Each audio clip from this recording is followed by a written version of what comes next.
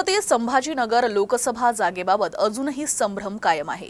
त्यामुळे महायुतीचा तणाव वाढला आहे। दरम्यान मराठा नेते विनोद पाटील यांनी उपमुख्यमंत्री देवेंद्र फडणवीस यांची नागपुरात भेट घेतली। फडणवीस यांच्याशी चर्चा केल्यानंतर पाटील यांनी आपण महायुतीकडून लोकसभा निवडणूक लढवण्यास इच्छुक असल्याचं सांगितलं।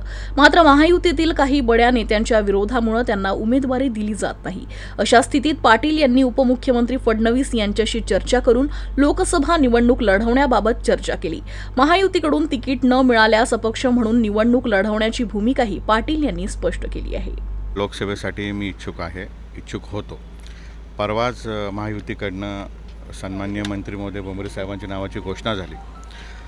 माननीय मुख्यमंत्री एकनाथ शिंदे साहेब, माननीय उपमुख्यमंत्री देवेंद्र फडणवीस साहेब या दोघांची इच्छा होती की मला उमेदवारी त्या ठिकाणी देण्यात यावी। परंतु मी अगोदरच सांगितलं, महायुतीतले 2 सन्माननीय आमदार व एक राज्यसभा सदस्य यांनी माझ्या नावाला विरोध केला। मला अजूनही आशा आहे की याच्यामध्ये निर्णय पुनर्विचारित होऊ शकतो। सध्याची मतदारसंघाची परिस्थिती बघता माझ्याकडे विजयाचं गणित आहे। तीच चर्चा करण्यासाठी मी माननीय फडणवीस साहेबांची आज या ठिकाणी भेट घेतली।